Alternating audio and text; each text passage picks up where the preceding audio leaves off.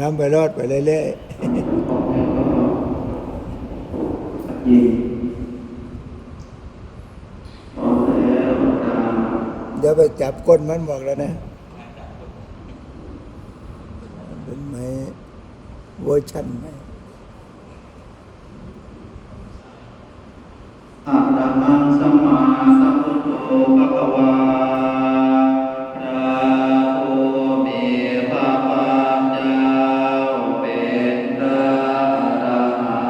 นต์ละเลิกกิเลสเลิกทุกข์สิ้นเชิงตรัสรู้ชอบได้โดยพระองค์เอ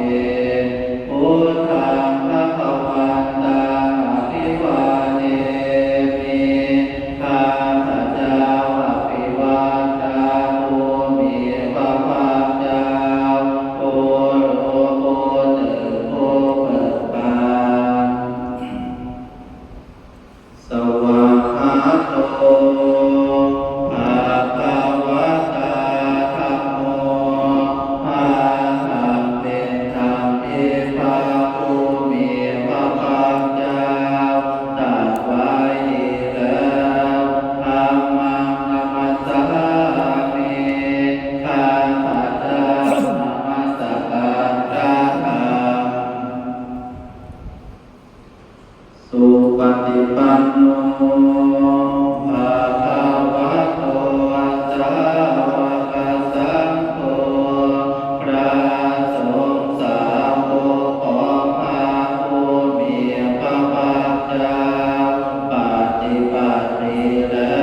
วสังฆังนามามิข้าพเจ้านอบน้อมพระสงฆ์ อันธรรมยังตัสสะภะคะวะโตอุปภาคณมกาดังตโรมาเสนะโมตัสสะภะคะวะโตอะระหะโตสัมมาสัมพุทธัสสะนะโมตัสสะภะคะวะโตอะระหะโตสัมมาสัมพุทธัสสะนะโมตัสสะภะคะวะโตขอนอบน้อมแด่พระผู้มีพระภาคเจ้าพระองค์นั้นอะระหะโตซึ่งเป็นผู้ไกลจากกิเลสสัมมาสัมพุทธัสสะตรัสรู้พระองค์เองเปิดหนังสือเป็นหน้า16ทำวัดเย็น หันธรรมยังทุกขานุสตินยังปโรมัสเสสังโฆปะนาภะคะวันตังเอวังปัจจยาโนเกยิตังโตอะภุคโตกากิติศักดิ์ของพระผู้มีพระภาคเจ้านั้นได้พ้นไปแล้วอย่างนี้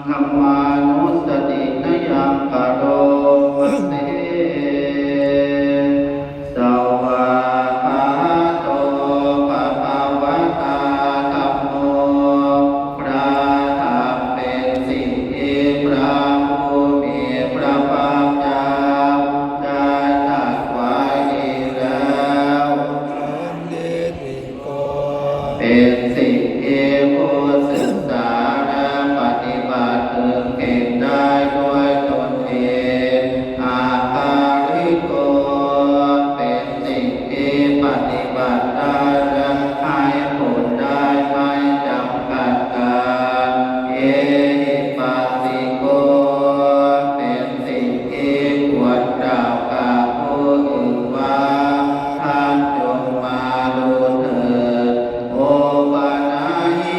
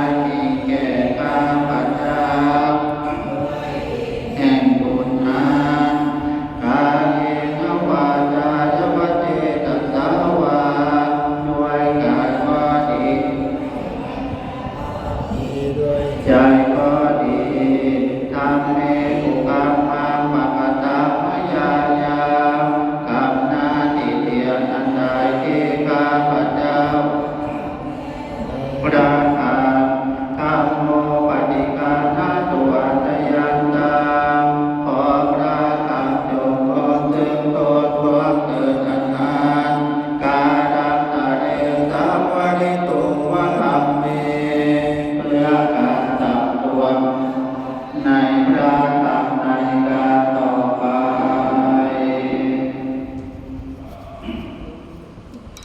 อัตถมยังสังฆานุสติทยังอโนมัสเสสุปฏิปันโนภะคะวะโตสาวกสังโฆขอพระผู้มีพระภาคเจ้าได้ปฏิบัติดีแล้วโอชุปฏิปันโนภะคะวะโตสาวกสังโฆสงฆ์สาวกของพระผู้มีเจ้าได้ปฏิบัติตรงแล้วยายาปฏิปันโนภะคะวะโตสาวกสังโฆสงฆ์สาวกของพระผู้มีพระภาคเจ้าได้ปฏิบัติเพื่อรู้ธรรมเป็นเครื่องออกจากทุกข์สามีจิปฏิปันโนภะคะวะโตสาวกสังโฆสงฆ์สาวกของพระผู้มีพระภาคเจ้าได้ปฏิบัติแล้วญาติธรรมได้แก่บุคคลเหล่านี้คือจัตตาริปุริสายุคานิอัฏฐปุริสปุคคลาผู้แห่งบุรุษสี่คู่นับเรียงตัวบุรุษได้แปดบุรุษ สาวกสังโฆ สังโฆนั้นแหละ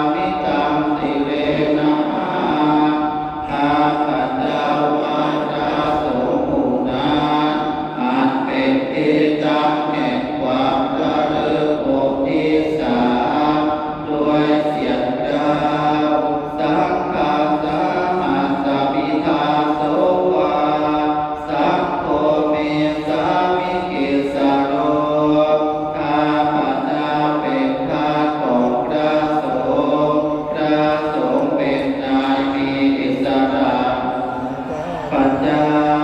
สัพโพสุขาสัทธาสัจจะวิทาตาจะอิตัสสะเมพระสงฆ์เป็นเครื่องกำจัดทุกข์และทรงไว้ซึ่งประโยชน์แก่ข้าพเจ้า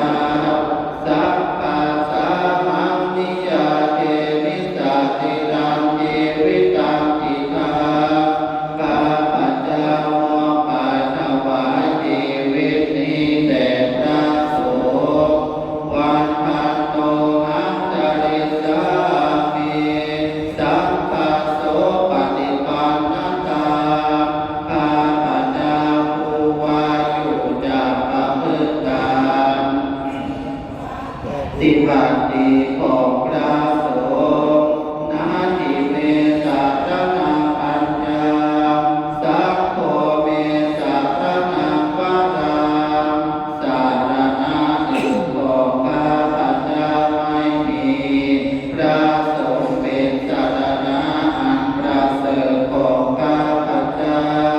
เอเตนะสัจวะเตนะวัฏเทยังสัพพุทธัสสะเน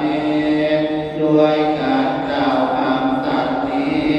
ข้าพเจ้าพึงเจริญในพระศาสนาเพราะพระศาสนาสัพพะเมวัต ธรรมาเนนะ ยาพุทธยาปัสสุตังอิทาข้าพเจ้าผู้ว่าอยู่ซึ่งพระสงฆ์ได้ขวนขวายผู้ใดในปัจนี้สัพเพปิอันตรายาเมมาเหตุตาสะเทตัสสะอันตรายทั้งปวงอย่าได้มีแก่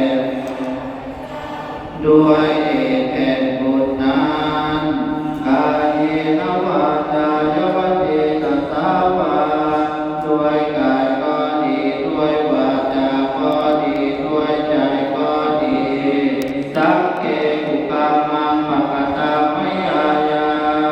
กับนาทิเตียนันทิข้าพเจ้ากระทำแล้วในพระส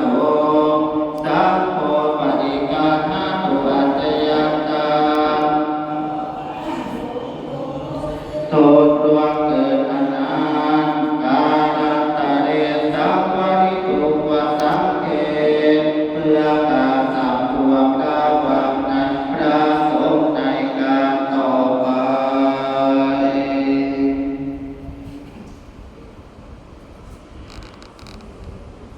หังขมยังอดิตาปัจเวกนาปตังพนามาเส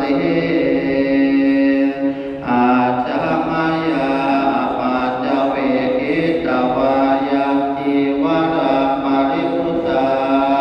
จีวรใดอันเรานุ่งห่มแล้วในวันนี้ตัญญาวาเทวาติสัสสะปฏิกาตายาจีวรนั้นเรานุ่งห่ม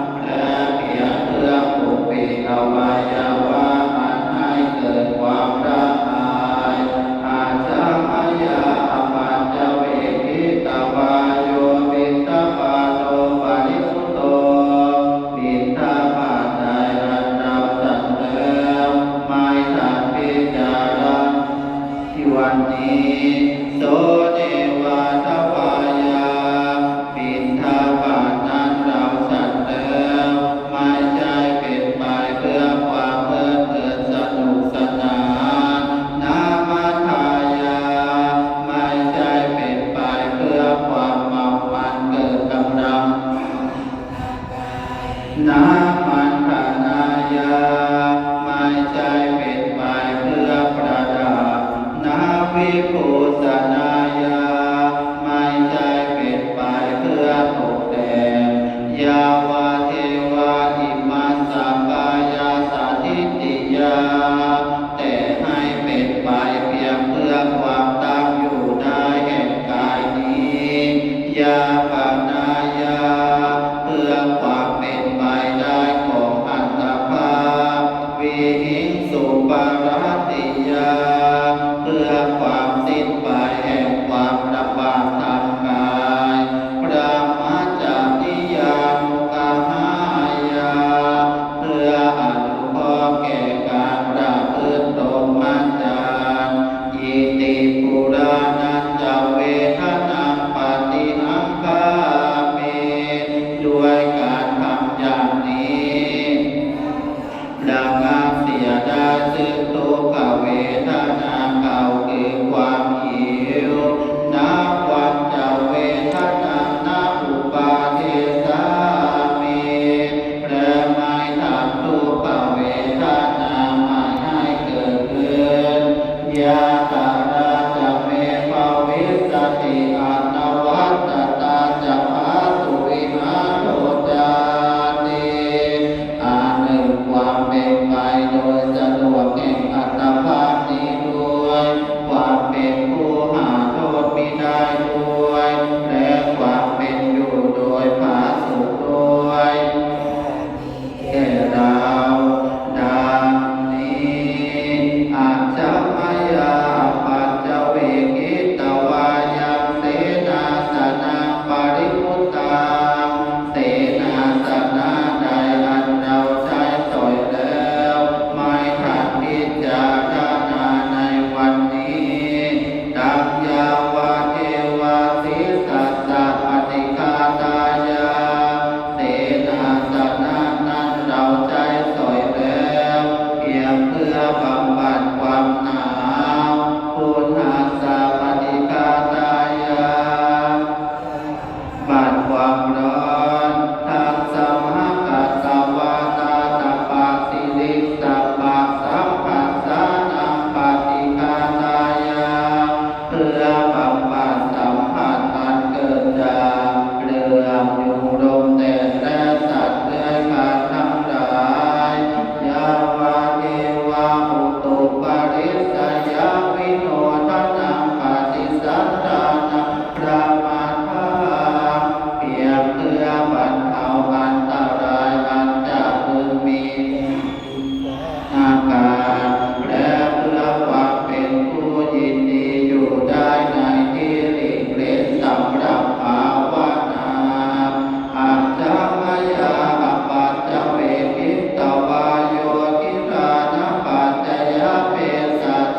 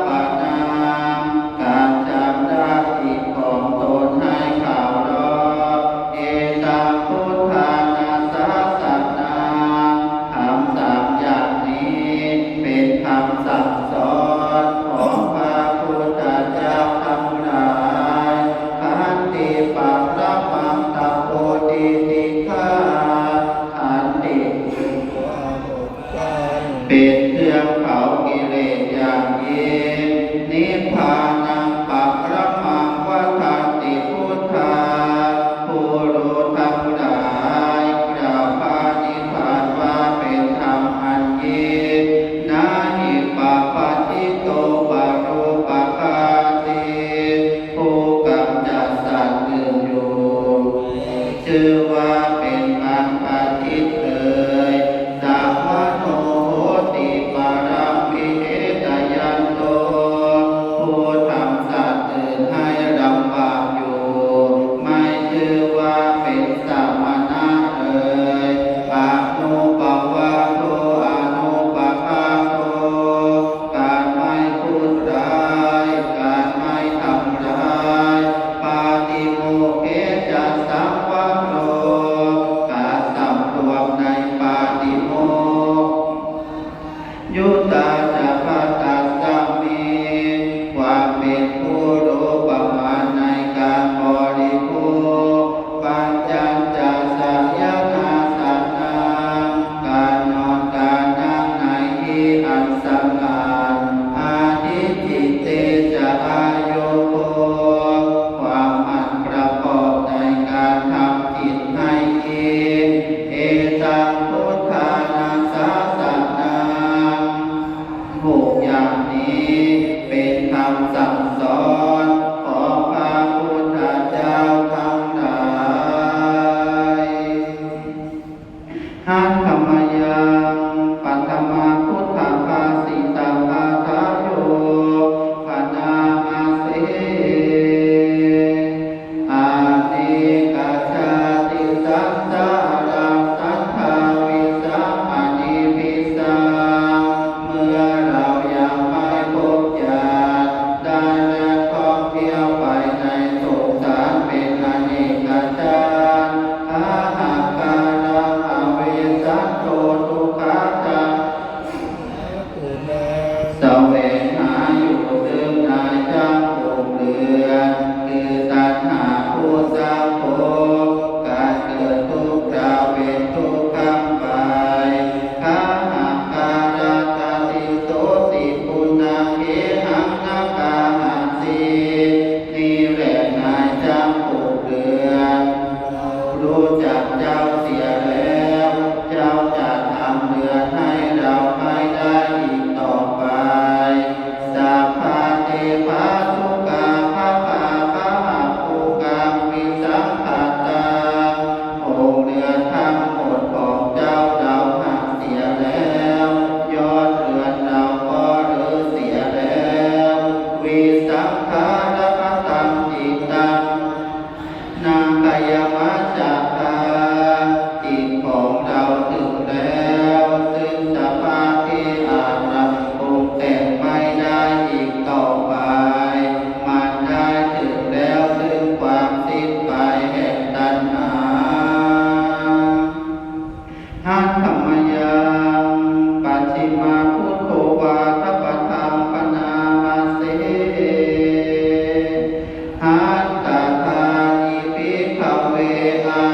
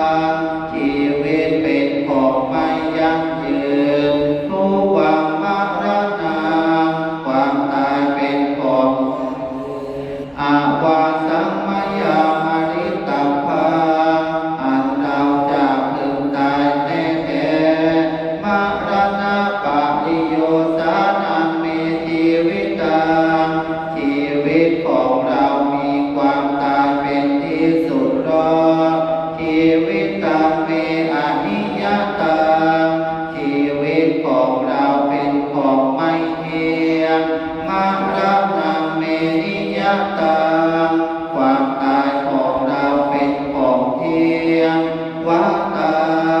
วันที่จะสังเวชกายโย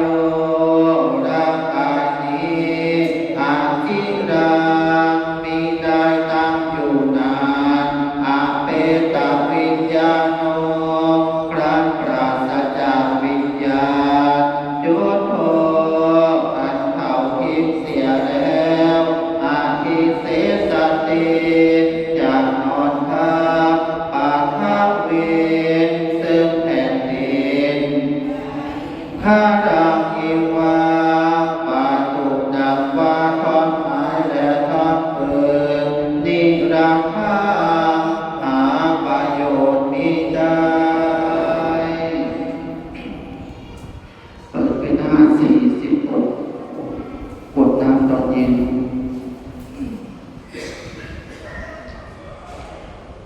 หันธรรมยังอุทิศนาติทานังอาทายโยปนามาเสอิมินาปุญญากรรมเมนาด้วยบุญนี้อุทิศให้อุปัชฌายาปุโนตตะอุปัชฌาย์ผู้เลิศบุญอาจาริโยปการาจาและอาจารย์ผู้เกื้อหนุนมาตาปิตาตายาตกาทั้งพ่อแม่และพวกญาติสุริโยจันทิมาราชาพระราชาปุณณวันตานราปิจาผู้ทรงคุณหรือสุชาติพระมหาราชอินทราจารโรมันและอินทราชโลกปาราชเทวตาทั้งถวยเทพและโลกบาลยะโมมิตามนุสสาจา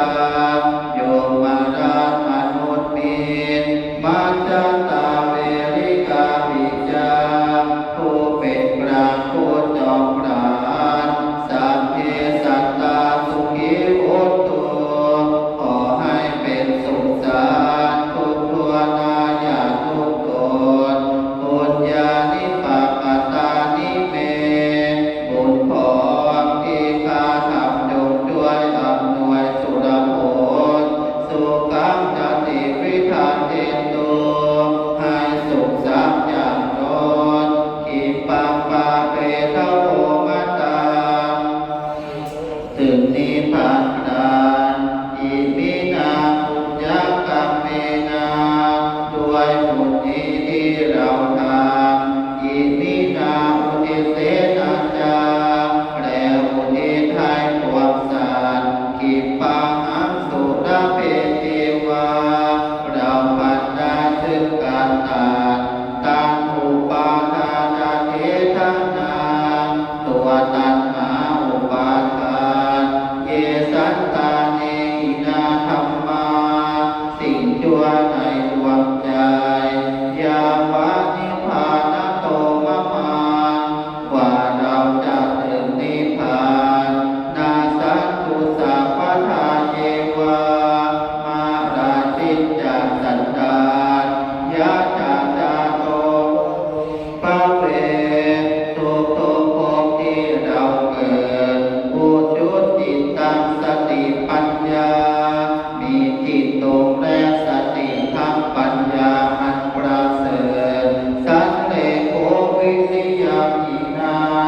พร้อมทั้งความเพียรเนินเป็นเครื่องผูกกิเลสหายมาราระพันตุโนกาสาโอกาสยามพึงมีแก่หมู่มารสิ้นทั้งหลา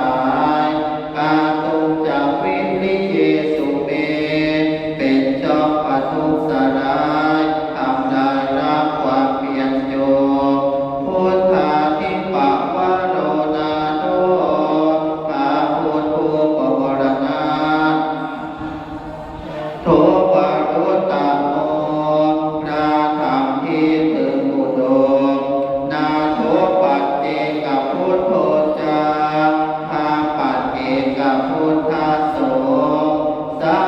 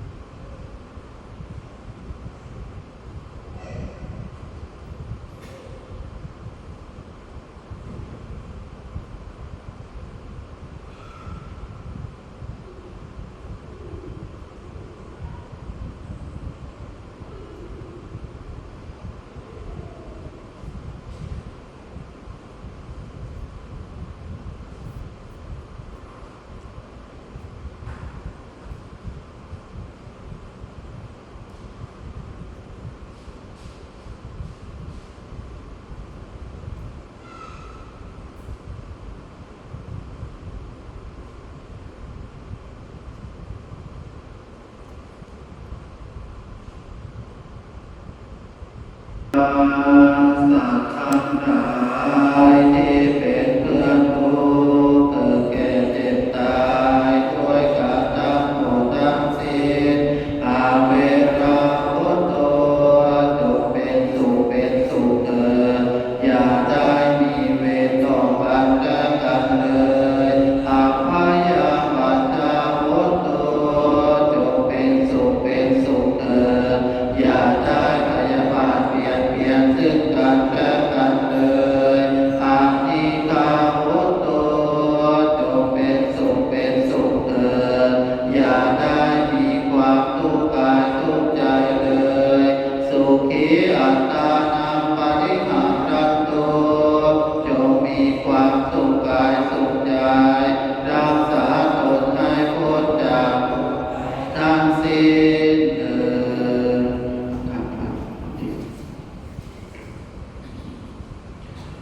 อะระหังสัมมาสัมพุทโธภะคะวา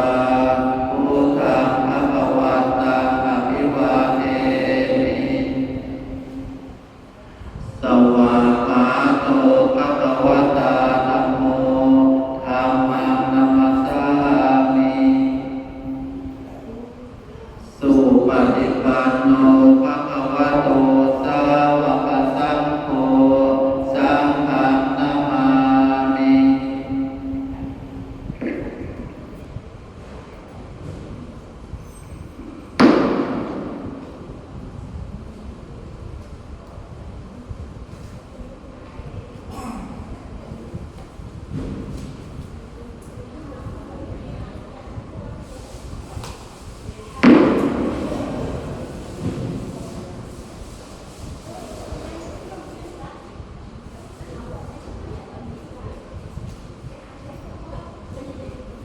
เนี่ยเทียนจะเรียกแบบนี้เนี่ย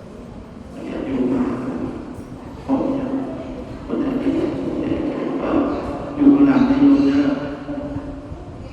ทุกเทียนอยู่หลังคนไหนจะให้ทุกเทียนได้ข้างหลังทุกสามต่อเทียนเนื้อ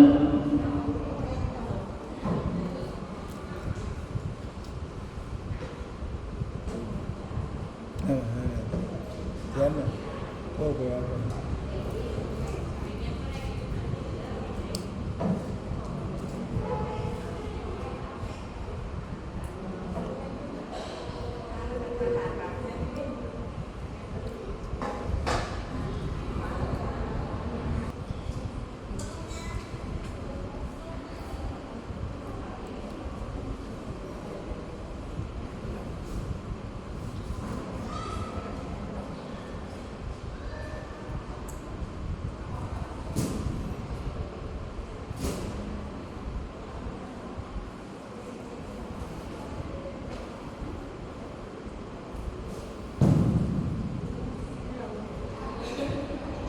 ให้โยมได้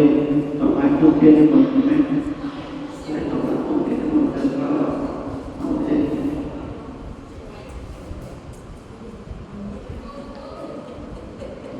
ทุกเทียน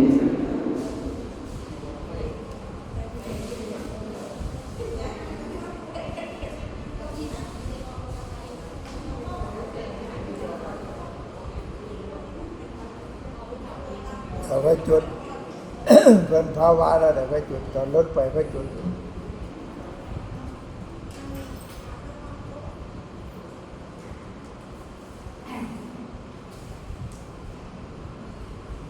พร้อมยัง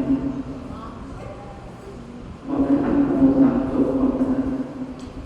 นะโมตัสสะภะคะวะโตอะระหะโตสัมมาสัมพุทธัสสะนะ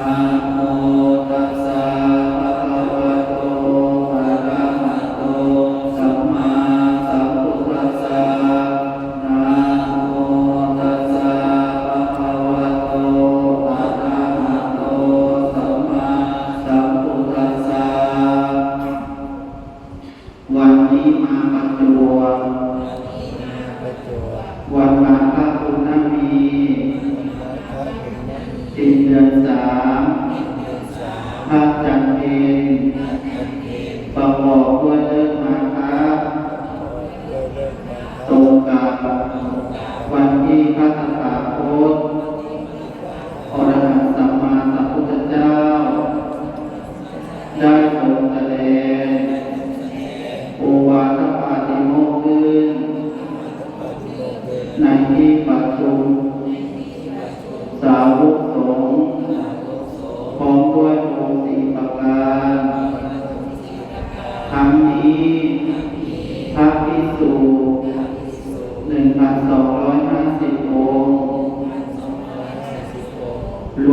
พระขีณาสพ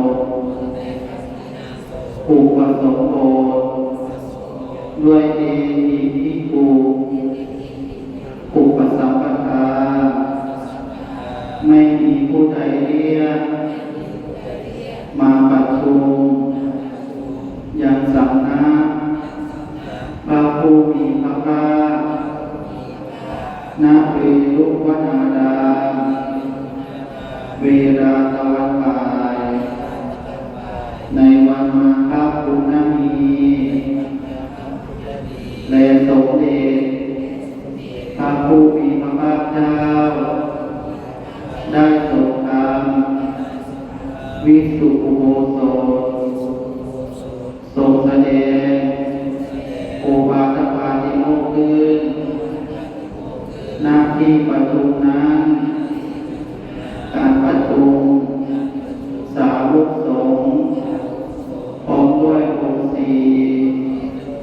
ของพระผู้มีพระภาคเจ้าแห่งเราทั้งหลายได้มีครั้งเดียวเท่านั้นพระภิกษุ1,250 องค์รวมแต่พระขีณาสพวันนี้เราทั้งหลายมาประจวบมาพระปุณณมีณ สมัยนี้ซึ่งคล้ายกับวันจตุรงค์คัสสนิบาตนั้นแล้วมาระลึกถึงพระผู้มีพระภาคแม้ปรินิพพานนานมาแล้วจะเคารพบูชาพระผู้มีพระภาคและภิกษุ1,250 องค์นั้นด้วยสักการะทั้งหลายมีเทียนธูปและดอกไม้เป็นต้นเหล่านี้ในอุโบสถนี้ซึ่งเป็นพยานของพระผู้มีพระภาคเจ้านั้นข้าแต่พระองค์ผู้เจริญขอเชิญพระผู้มีพระภาคพร้อมด้วยสาวกสงฆ์แม้ปรินิพพานนานมาแล้วนั้นยังเหลืออยู่แต่พระผู้ทั้งหลาย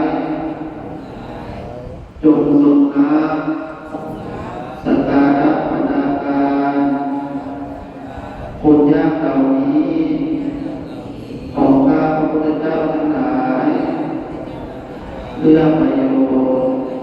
เพื่อความสุขแก่ข้าพระพุทธเจ้าทั้งหลาย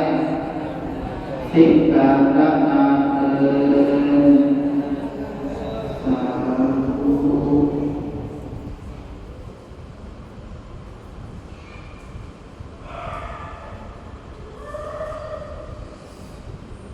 นิมนต์นิมนต์นิมนต์ ปฏิปันโนภะคะวะโตสาวกสังโฆญาติธรรมจัตตาริปุริสายุคานิอา